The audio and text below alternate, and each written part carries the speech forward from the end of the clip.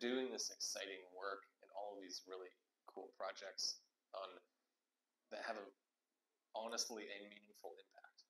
All of these disasters that we're going to, all of these buildings that we're scanning, all of this data gets processed and analyzed for a reason to just try and build it better. And you know that all of the projects that get published, that it's going to be helpful. So I recently interviewed Michael Grilliot and his team up at the University of Washington. I like to refer to him and his team as the Indiana Jones of laser scanning.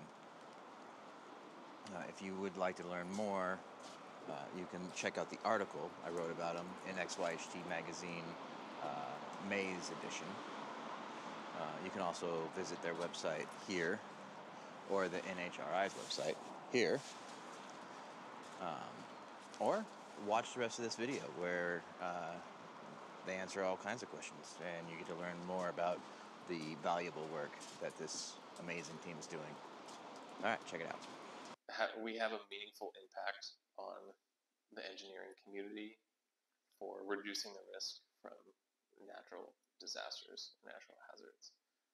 And we're making all of that data openly available so people can reuse it and compare against other disasters and compare different scenarios. It's that open data, I think, is a big part of it. Is there other teams like the Rapid team out there? Like other countries have their own? Or is this an initiative that... Not that we know of. We've been contacted by a number of other institutions internationally, really curious in what we do and how we do it, because it's a fairly unique niche that the NSF is funded. They identified, there were a number of reports back in the 2010s era about kind of the gaps in knowledge for field reconnaissance and natural hazards data collection.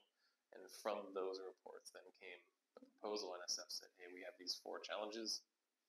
There's no one location that has all of these tools, that has the expertise, and that has the data processing capabilities and can share it openly. So we want to fix that, and they created the Rapid facility. The NEARI network existed in some form before NEARI as NICE morphed into NEARI as experimental research. There's shake tables, there's mobile shakers, big trucks that shake up and down. It's a little unnerving to see the ground waving in front of you as it comes through. They're really cool. There's the Terraformer at the University of Florida, which is a wind tunnel that that can change its roughness on the floor, so you can simulate what like a city would look like before you reach a building and how a hurricane's going to impact that.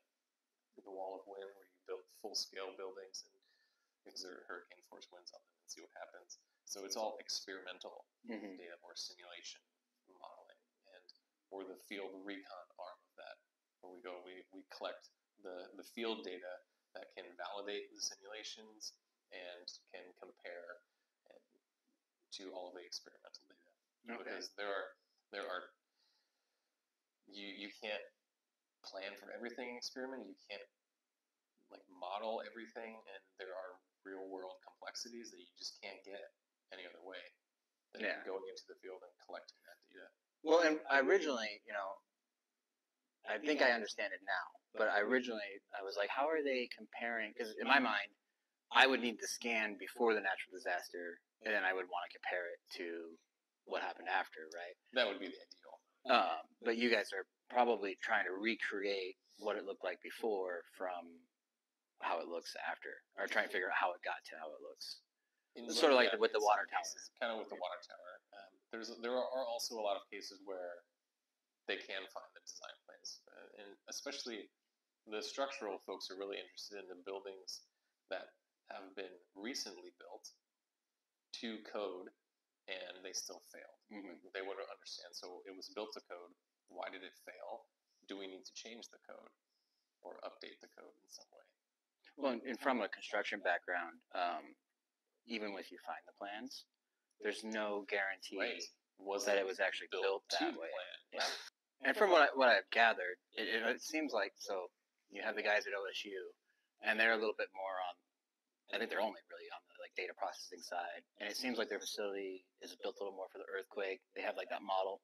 sitting in there, and you guys are definitely more of the field side of it. Is that sort of how it's split up, or? So the structure is there's the leadership team, which is made up of professors from various institutions, some of them here at UW, Mike Olson at Oregon State University, Jen Irish at Virginia Tech, and Kurt Gurley at the University of Florida.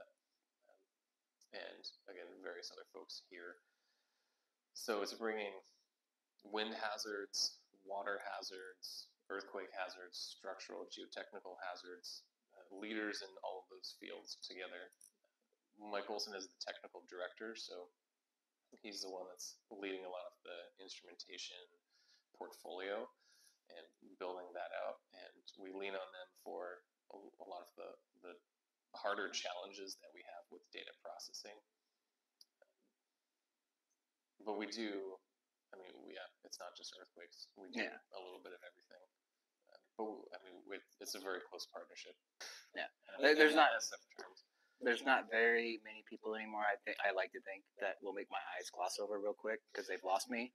But those two definitely, they'll put me into the I'm just a caveman still phase. Yeah, they're highly technical, which is great because we have a lot of what we do is it really is cutting edge research. We have users, academics who want to do XYZ, which has never been done before.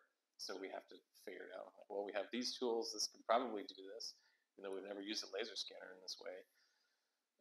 And we work through those kind of workflow issues with our users. And a lot of times we collaborate with Mike and Ezra.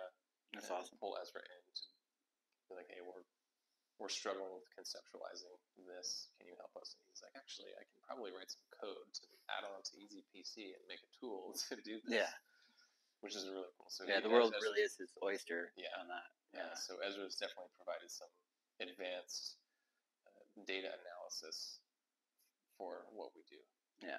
Have you seen any notable, is there something that stands out as a notable thing you guys found out that has changed how, say, something's built or designed? I think a really great example is the large volume buildings from Hurricane Michael. And the reason why I'm going so far back is because this process takes a long time. Like when we can typically get out into the field fairly quickly to collect the data. But then, especially if a student is working on analyzing that data, it might take a year, might take 2 years until the data is to a point where it's publishable. And now you have the result, you have the knowledge that can be taken by the policymakers and the planners to then affect the policy, and then that takes time also. Mm-hmm. Right. So these large volume buildings in Hurricane Michael, which I think there's not a few of them on there, they all failed in a specific way. It was the winds, and Jeff is the one that should be talking about this. The winds coming along the long axis of the building, which I don't remember what they call that. The roofs were buckling and caving in. And so we went down there, laser scanned everything. There were grad students that worked on extracting individual roof elements and then measuring everything, putting it into finite element modeling and understanding why they failed. And after a bunch of simulations, they understood that these purlins were not strong enough in one direction. And increasing the strength of these connecting purlins is all that you need to do to increase the wind threshold for damage to these large volume buildings. Okay. There were, I don't know the exact number. They went to, I think, 7 or 8. There had to have been dozens more that failed in a Hurricane Michael. Yeah. So if there's another hurricane, then all of that damage that occurred, which was a lot, doesn't have to happen. And that's the entire point of this: is we want to try and minimize damage and minimize loss of life. Yeah. Where have you guys all traveled to? Some of them you might not be able to talk about, but I know Florida probably, right? Yeah, we did respond to we were asked by NIST to go to the condo collapse in Florida and support that effort.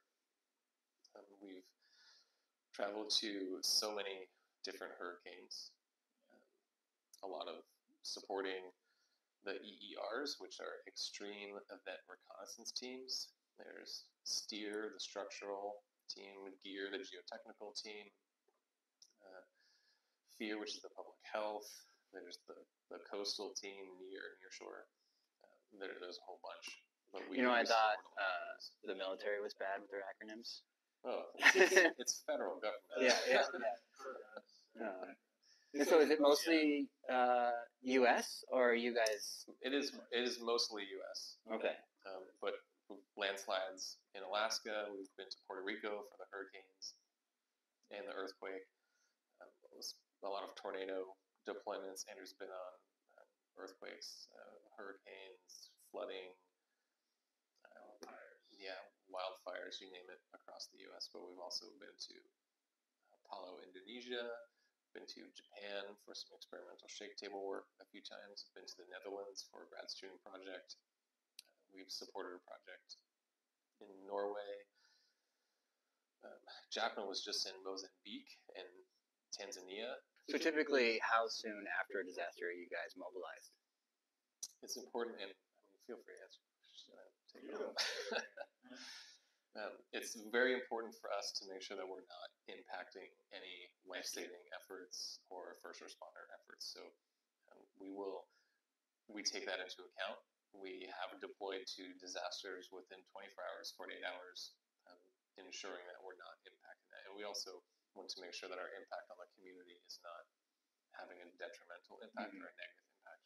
So we make sure that we're not taking housing from people that really need the housing. If there's hotels that are full or whatnot, we might get an RV from outside the affected region and drive in, so we're not affecting it. But we are able to respond within 48 hours if needed. Because in my mind, you want to respond before things change too much, a road or whatever. You want to see that balance. Yeah, but you also don't want to, risk someone's life because you're in the way. If our presence is impacting somebody's ability to rebuild their life, that's not good. Yeah. So, but also we saw this in Hurricane Ida, where we did have the RV because there was no power, there's no water on the island. We had to get special permission to go on the island, but we stayed at the park with an RV, with our own resources, and we were effectively staying out of everybody's way. But that was even, I think, a month later when we went down there, and there was a lot of cleanup happening. They already had replaced almost half of the power poles on the island, so things happen very quickly. It's important to get in and see the damage that you're really focused on before it gets lost. Yeah, and that's something that we call perishable data, and that's part of our mission statement, is to collect that perishable data. Have you guys found yourself in dangerous situations, or have you guys been pretty lucky in that aspect? I wouldn't consider it luck, because I think we do a good job planning. Safety is our number one concern. Every deployment that we go on, unless we're like going to an experimental facility where there really is a danger, except the operational dangers of the facility itself. But we always go through a plan, and we make sure that the person going has support. They have a plan for kind of any scenario, and we always make sure if we're going to be on site or going into buildings that they're safe, or walking over terrain that is safe, and we have the appropriate PPE that's needed. There's a lot of planning that goes involved.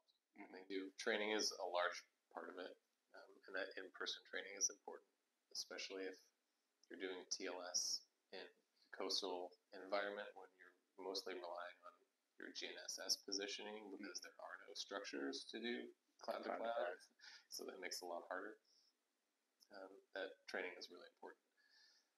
But we're also here, and we're here every step of the way. So from research, design, and funding and implementation to the actual data collection and then the data processing. So we've never had a case where somebody comes back and we're like, well, that data is completely garbage and it's lost. We're really planning it out, making sure that we're going to collect something. Even if somebody messed up in the field slightly, there's still something that we can get from it. Yeah, that's really cool. For them to come out and learn the tools, because that's one of the missions of NSF, is making sure for this program, is making sure that we are training the next generation of natural hazard reconnaissance. That's awesome. Field team members. So we want to get everybody trained up as much as possible. When they walk away from our intensive workshop, they're not going to remember everything, which is not necessarily the point, but it's the exposure to the tools and knowing what's available. So when they look at a disaster, they can say, oh yeah, I want to do this. So I remember these tools. And then when we go into the field with them and with their students, they remember it. And say, okay, yeah, this is coming back to me now. I got this. Yeah, that's cool. Is there a lot of cool programs or projects your students are working on, or yes, that you can talk about, or we've had a number of students actually. Those posters, we need to put them back up in the hallway. We have, to explain this, I'm going to back up just a little bit and talk about I've gone off subject, but how our projects are funded. So users who come to us and say, hey, I have this idea. If they're funded by NSF, it's typically they're going to NSF through a grant program. And within that grant, a certain portion of the budget has the rapid facility built into it. So we're not directly funding the projects. NSF is still funding them separately. We're just supporting the project.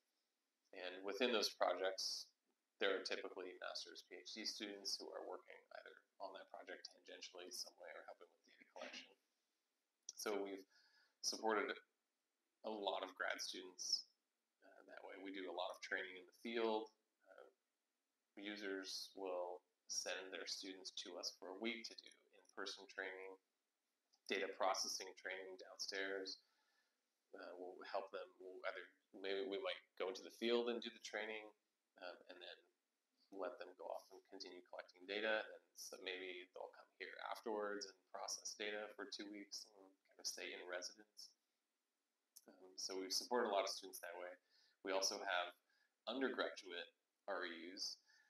We have RUs. RU is, I think it's an NSF term. It's a research experience for undergraduates. Perfect. That way, if I add it to the article, I can. Yeah, I think it's a national term. They're research assistants doing research as an undergraduate. We typically have 2 every year, and then we have 3 additional RU students that come from the National Coordination Office. It's a national RU program they all apply to, and then they get paired with one of the NERI facilities. And we typically get 3 of those also. And they've worked on a lot. They've worked with our data sets on a lot of structural and geotechnical issues. One of the students used some laser scanning and drone data from a water tower that collapsed in Hurricane Michael and extracted. They couldn't get the design plans for it. It was built sometime in the 50s.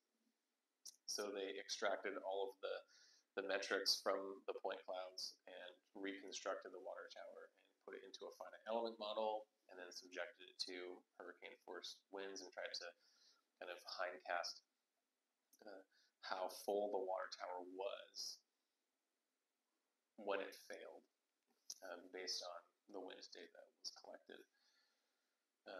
What else have students done? So one of the students built a complete 3D model of the Westport Peninsula for tsunami inundation modeling work. One of the students was working on the Seattle Street View project, which is still ongoing. And that was once COVID hit, we received funding from NSF to drive essentially Google Street View around a 150-mile path through Seattle. And that same path every few weeks, and the time period increased to every few months at some point, and then now it's finished. And what's the purpose of that? The purpose is to take those, look at the images, and use AI to measure social distancing, count number of people that are out and about. You can look at businesses are open or not based on whether there are people inside or lights on. There's a whole slew of metrics they can pull from it. They've created some really interesting heat maps of just people density. during the pandemic, so they can understand like how effective the stay-at-home orders were. Were there specific instances or social happenings that like increased or decreased the amount of people that were out to help for the next one, sort of thing. Yeah, just understand how society is reacting to and how effective those things are. So that's a really interesting project. Other RU projects. Another one was the line scanning with the P50. One of the RUs, he kind of worked in tandem with the grad student that was also working on a project, and we were code to look at the line scan on a shake table of a large scale building. So it was a small little code, but it was really neat to see the actual line scan from the P50, which is something you don't usually see the P50 do as long as line scan. And they built it into a code, and you can actually see the sway of this column that they had lined up on during a shake table experiment. That was really cool. They were hoping to. Would you be able to use a laser scanner to extract motion and acceleration? Yeah. And because they had the entire building instrumented with accelerometers, so they could pair up the accelerometer on the first floor and the second floor with the motion that was tracked, which is really cool. Which it does, but it would come across as noise on most scans, right? Yeah. Unless you knew you were looking for in a line scan. That's genius, actually. Yeah, that was really cool. So a lot of really, really interesting student projects.